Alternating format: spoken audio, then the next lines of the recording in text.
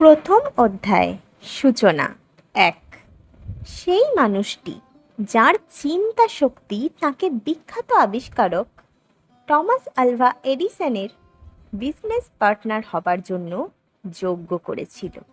সত্যি, চিন্তা শক্তি বস্তু রূপ ধারণ করে, আর যখন এই চিন্তা শক্তির সাথে নির্দিষ্ট লক্ষ্য, অধ্যাবসায় এবং অপ্রতিরোধ্য বাসনা থাকে, তখনই সেটা ধনসম্পদ বা অন্য যে কোনো জাগতিক ঐশ্বর্যের আকার ধারণ করে। ৩০ বছরেরও কিছু আগে এডউইন সি বার্নেস আবিষ্কার করেন যে সত্যিই চিন্তা শক্তির দ্বারা ধনী হওয়া সম্ভব। এটি তিনি একেবারে শুরুতেই যে বুঝে গিয়েছিলেন তা নয়, কিন্তু তার টমাস আলভা এডিসনের বিজনেস পার্টনার হবার তীব্র ইচ্ছা যেভাবে ধীরে ধীরে তাকে তার লক্ষ্যে পৌঁছে দেয়, সেই অভিজ্ঞতার দ্বারাই তিনি এটি উপলব্ধি করেন। বার্নেসের এই ইচ্ছাটির একটি অন্যতম বৈশিষ্ট্য ছিল যে এটি সুনির্দিষ্ট। তিনি এডিসনের পার্টনার হিসেবে তার সঙ্গে কাজ করতে চেয়েছিলেন, কর্মচারী হিসাবে নয়। যদি আপনি মন দিয়ে তার ইচ্ছের বাস্তব হয়ে ওঠার কাহিনীটি পড়েন, তবে ধনী হবার যে ১৩টি নীতি রয়েছে সেগুলি বেশ ভালো করেই জানতে ও বুঝতে পারবেন। যখন বার্নেস এডিসনের পার্টনার হবার তাড়না প্রথম অনুভব করেন, তখন কিন্তু এটা অনেকের কাছেই ছেঁড়া কাঁথায় শুয়ে রাজপ্রাসাদের স্বপ্ন দেখার মতোই অলীক মনে হয়েছিল। তার সামনে দুটি প্রধান সমস্যা ছিল। ১, তিনি মিস্টার এডিসনকে চিনতেন না, আর ২, এডিসনের কাছে অর্থাৎ নিউ জার্সির অরেঞ্জে যাবার ট্রেন ভাড়া তার কাছে ছিল না। এই দুটি সমস্যাই অন্য যে কোনো মানুষকে তাদের লক্ষ্য থেকে ভ্রষ্ট করার জন্য যথেষ্ট ছিল, কিন্তু বার্নেস ছিলেন সম্পূর্ণ অন্য ধাতুতে গড়া। তার এই ইচ্ছাটি তার কোনো দিবা স্বপ্ন ছিল না। তিনি তার এই ইচ্ছাটিকে বাস্তবে পরিণত করতে এতটাই দৃঢ় সংকল্প ছিলেন যে অবশেষে তিনি হার মেনে ঘরে বসে থাকার পরিবর্তে মালবাহী রেলে চড়েই ইস্ট অরেঞ্জ পৌঁছে গিয়েছিলেন। মিস্টার এডিসনের গবেষণাগারে পৌঁছে তিনি ঘোষণা করেন যে এডিসনের বিজনেস পার্টনার হবার মানসে তিনি এখানে এসেছেন। বার্নেসের সঙ্গে প্রথম সাক্ষাৎ প্রসঙ্গে মিস্টার এডিসন পরে বলেছিলেন, সেদিন বার্নেস যখন আমার সামনে দাঁড়িয়েছিল তাকে নিতান্তই ভবঘুরের মতো দেখাচ্ছিল, কিন্তু তার মুখের অভিব্যক্তিতে এমন কিছু ছিল যাতে স্পষ্ট বোঝা যাচ্ছিল যে সে যা পেতে এত দূর এসেছে তা সে পেয়েই ছাড়বে। মানুষের সাথে দীর্ঘদিন কাজ করার অভিজ্ঞতা থেকে আমি এটাই শিখেছি যে যদি কেউ কোনো কিছু এমন ভীষণভাবে পেতে চায় যে সে তার জন্য তার নিজের জীবন বাজি রাখতে পর্যন্ত প্রস্তুত, তবে সে সেটা পাবেই পাবে। আমি স্পষ্ট দেখতে পাচ্ছিলাম যে সে নাছোড়বান্দা।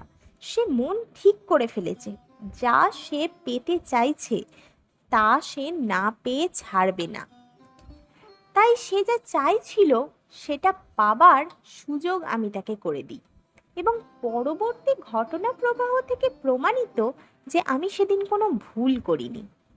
এডিসন নিজেই বলেছেন যে বার্নেস সেদিন যে ঘোষণা করেছিল তার থেকে অনেক অনেক বেশি ইম্পর্টেন্ট ছিল যা সে মনে মনে ভেবে রেখেছিল, কারণ তার পোশাক আশাক, চেহারা, কথাবার্তার ধরন সবই তাকে কাজ না দেবার পক্ষে সাক্ষী দিয়েছিল। সে শুধুমাত্র তার সুনির্দিষ্ট তীব্র ইচ্ছাটির কারণেই কাজটি পেয়েছিল। আপনারা যারা এটি পড়লেন, যদি সত্যি সত্যি এটার মর্মার্থ বুঝতে পারেন, তবে ধনী হওয়ার সিক্রেট আপনার হাতের মুঠোয়। বাকি বইটা পড়ার আপনার আর প্রয়োজন হবে না। প্রথমেই কিন্তু বার্নেস এডিসনের বিজনেস পার্টনার হয়ে যাননি। প্রথমে তাকে খুবই সামান্য বেতনে এডিসনের অফিসে কর্মচারী হিসেবেই কাজ করতে হয়েছিল। সেই কাজটি এডিসনের জন্য খুবই নগণ্য হলেও বার্নেসের জন্য গুরুত্বপূর্ণ ছিল, কারণ এর ফলে তিনি এডিসনের কাছাকাছি থেকে তাকে তার যোগ্যতা প্রদর্শনের একটি সুযোগ পেলেন। তারপর মাসের পর মাস কেটে গেল, কিন্তু বাহ্যত তিনি তার প্রধান লক্ষ্যের ধারে কাছেও পৌঁছাতে পারলেন না। তবে বার্নেসের মনোজগতে গুরুত্বপূর্ণ ঘটনা ঘটছিল। তিনি ক্রমাগত তার ইচ্ছাটিকে আরও তীব্রতর করছিলেন। মনোবিজ্ঞানীরা যথার্থই বলেছেন, যখন কেউ কোনো কিছুর জন্য যথার্থই প্রস্তুত হয় তখনই সেটা তার জীবনে ঘটে। বার্নেস এডিসনের সঙ্গে ব্যবসায়িক সম্পর্কে যেতে প্রস্তুত ছিলেন, বা বলা ভালো, তিনি যা চাইছিলেন তা পাওয়ার জন্য প্রস্তুত থাকতে তিনি বদ্ধপরিকর ছিলেন।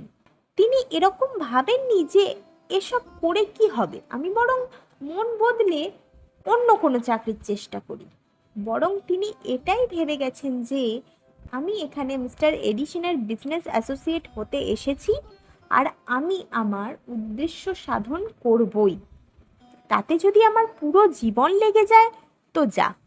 যদি মানুষের সুনির্দিষ্ট লক্ষ্য থাকে তবেই মানুষ নিজে নিজেকে এমনিভাবে উদ্বুদ্ধ করতে পারে, এবং এটাই তার অনুক্ষণে চিন্তা হয়ে দাঁড়ায়।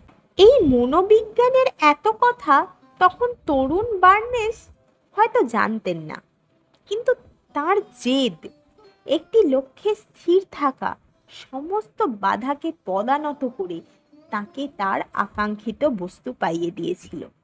সুযোগটা কিন্তু এলো খুবই অপ্রত্যাশিত দিক থেকে। এটাও সুযোগের একটা বৈশিষ্ট্য যে এটা অনেক সময় খিড়কি দরজা দিয়ে চুপিসারে এমন রূপে আসে যে সহজে এটাকে সুযোগ বলে ঠাহর করা যায় না। মনে হয় এ কোন আপদ। মিস্টার এডিসন তখন সবে নতুন একটা যন্ত্র তৈরি করেছেন। তখন সেটার নাম ছিল এডিসন ডিকটেটিং মেশিন। এখন তাকে সবাই এডিফোন নামেই চেনে। তার সেলসম্যানরা এই যন্ত্রটা নিয়ে খুব একটা আশাবাদী ছিলেন না। তাদের বিশ্বাস ছিল এটি বিক্রি করতে অনেক কাঠখড় পোড়াতে হবে। এই সুযোগটি বার্নেস নিজের কাজে লাগায়। বার্নেস এডিসনকে বলেন যে তিনি ওই মেশিনটি বিক্রি করতে পারবেন, এবং অনায়াসেই তিনি সেটি বিক্রি করার সুযোগ পেয়ে যান। তিনি মেশিনটি বিক্রি করেন এবং এতটাই সাফল্যের সাথে যে এডিসন তার সঙ্গে এই মেশিনটি পুরো দেশে বাজারগত করার চুক্তি সই করেন। এরপর থেকেই এডিসনের যন্ত্র বিক্রির স্লোগান হয় made by Edison and installed by Barnes. Edison প্রণীত এবং বার্নেস স্থাপিত। এই জুটি 30 বছরেরও বেশি সময় ধরে কাজ করেছে।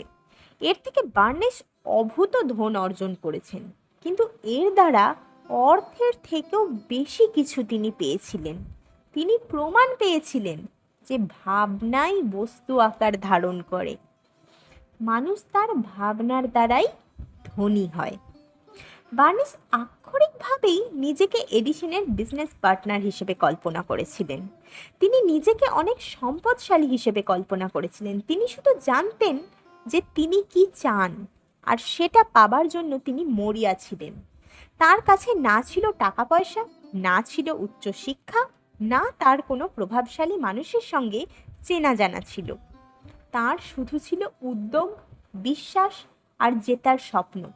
এই সব অদৃশ্য মানসিক শক্তি দ্বারাই তিনি এডিসনের নাম্বার 1 বিজনেস পার্টনার হতে পেরেছিলেন। এরপর আমরা একেবারে অন্যরকম একটি পরিস্থিতির বিষয়ে আলোচনা করব। এখানে আমরা এমন একজন মানুষকে পর্যালোচনা করব যার কাছে ঐশ্বর্যের হদিশ ছিল, কিন্তু তাও তিনি সেই ঐশ্বর্য অবধি পৌঁছাতে পারেননি। কারণ সেই অবধি পৌঁছানোর মাত্র 3 ফুট আগেই তিনি নিজের বিশ্বাসের উপরই সন্দিগ্ধ হয়ে হাল ছেড়ে দিয়ে ফিরে আসেন। 2. স্বর্ণ থেকে 3 ফুট দূরে।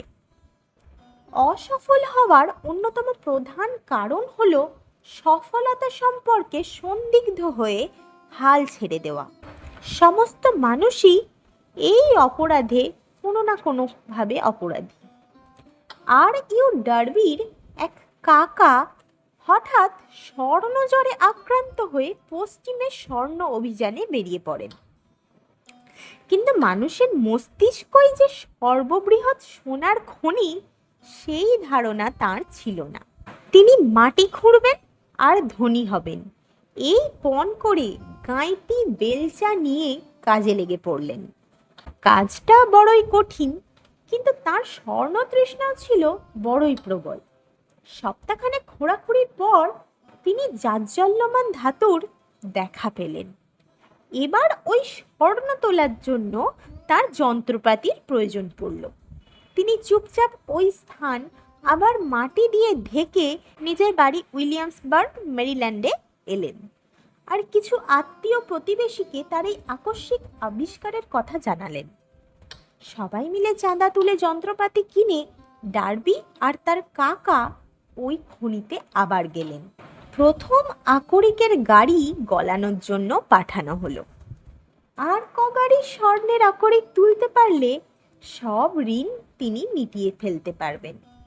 তারপর লাভই লাভ। যত নিচে খোঁড়া হতে লাগলো, ডার্বি আর তার কাকার আশা ততই উপরে উঠতে লাগলো। তারপর ঘটল সেই ঘটনা। স্বর্ণরেখা অদৃশ্য হলো।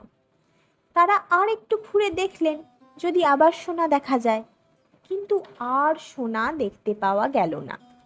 অবশেষে তারা হাল ছেড়ে দিয়ে ভাঙাচোরা জিনিসের দরে তাদের যন্ত্রপাতি বিক্রি করে বাড়ি ফিরে এলেন। কিন্তু সেই যন্ত্রপাতির ক্রেতা ছিল বেশ বুদ্ধিমান। সে তার সুযোগ আবিষ্কার করলো এবং মাইনিং ইঞ্জিনিয়ার ডাকিয়ে হিসেব করালো কোথায় সোনা পাওয়া যেতে পারে। দেখা গেল ডার্বিরা যেখান থেকে খোঁড়া বন্ধ করে দিয়েছিলেন তার মাত্র 3 ফুট দূরেই রয়েছে সোনা। ওই পুরনো ভাঙাচোরা ব্যবসায়ী $1 মিলিয়ন রোজগার করলেন এই খনিটি থেকে, কারণ তিনি হাল ছেড়ে দেবার আগে বিশেষজ্ঞের পরামর্শ নেবার প্রয়োজনীয়তা অনুভব করেছিলেন। এই যন্ত্রপাতি কিনতে যা ধার হয়েছিল তা ইউ ডার্বি বহু কষ্টে শোধ করেন। কিন্তু বহু পরে যখন তিনি লাইফ ইন্স্যুরেন্স বিক্রির পেশায় যোগ দেন, তখন তিনি আবিষ্কার করেন যে চিন্তা শক্তি সত্যিই স্বর্ণরূপ ধারণ করতে পারে।